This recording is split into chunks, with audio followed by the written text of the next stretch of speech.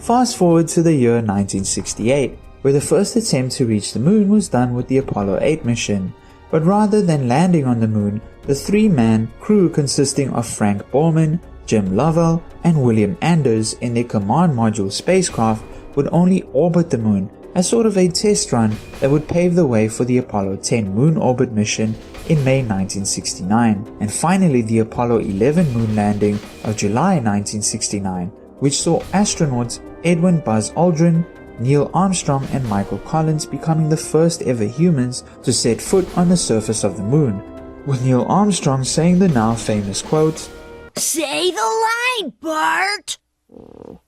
That's one small step for man, one giant leap for mankind. Though this accomplishment has been doubted by many members of the human population, with a lot of conspiracy theorists believing that the entire event was faked for the sake of saving face against the Soviets, who were also making massive strides in the Cold War era space race with their own moon landing missions. However, none of these were manned.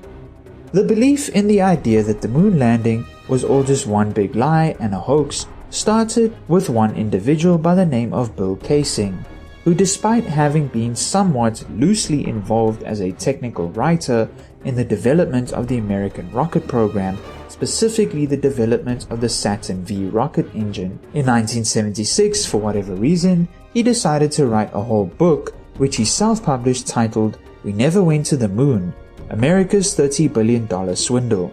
According to him, what started off as a hunch then evolved into true conviction, and was based off his belief, which is also claimed in the book, that the chance of pulling off a successful moon landing was lower than 0.0017%, and that it would have been far easier for NASA to simply fake the moon landing than to actually go there.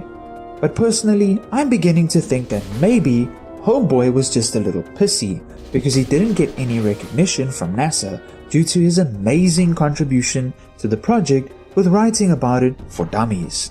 Apparently, one of the big claims made in 1980 by yet another bunch of crazies called the Flat Earth Society is that NASA used a sponsorship from Walt Disney and hired legendary director Stanley Kubrick to direct the film footage of the moon landings, which, according to these same conspiracy theorists, Kubrick supposedly alluded to this in his film The Shining by way of multiple Easter eggs like the little boy's sweater, which has the words Apollo 11 written on it.